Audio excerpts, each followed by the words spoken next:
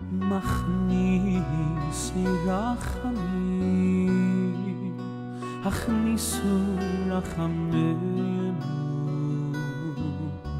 ולפני בעל הרחמים. Welcome to another session of our preparation for Yamim Noraim, Daily Inspiration. In academic circles, the question of nature versus nurture is an open one. Yet the extremes of each side represent uncomfortable options for our tradition. The Rambam in the 5th chapter of Hilchos Tshuva, paragraph 1, says explicitly, Rishus l'chol adam nesuna, im ratza lahatos atzmo l'derech tova v'lios tzadik, harishus biyado. The choice is given to each and every one of us, that if we want to be a righteous person, if any one of us wants to be a good person, we have that ability. And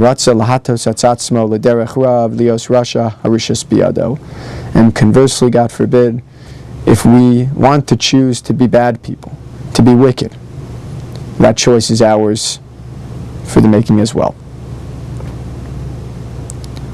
The Rambam is telling us, especially as he mentions later on in his famed line, that if we would really want to be a tzaddik, if we really wanted to be righteous, and duplicate the ways of Moshe Rabbeinu, each and every one of us has the potential to become a Moshe Rabbeinu. The Rambam is telling us unequivocally that we have the ability to be whoever we want to be. At times, this idea doesn't seem so attainable, because after all, often we feel like we are a result or consequence of the many things that have happened to us that have been out of our control. And it could very well be that in many cases we're right, that sometimes things are out of our control. Yet what I think the Rambam is trying to teach us is that with each and every situation, in every instance, when we confront a choice between good and evil, it is only us, only our cognitive and emotional identities that are making those decisions.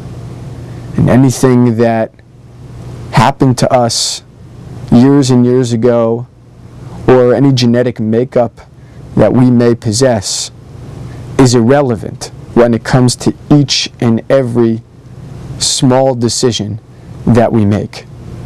And the Rambam is encouraging us by saying that even when those decisions seem like they're minute, the total combination of all of those choices leads to a life of tzidkut, leads to a whole life of righteousness. So when he tells us that we have the ability, that each and every one of us has the potential to be like the greatest person who ever lived, like Moshe Rabbeinu, what he means is that each and every decision we make, we can decide to make the decision that Moshe Rabbeinu would have made, to pick the choice that Moshe Rabbeinu would have chosen. And if we continue to do that each and every time we are confronted with the options of good and evil, in the end, we will be righteous, and we will have lived righteous lives in the way of Moshe Rabbeinu.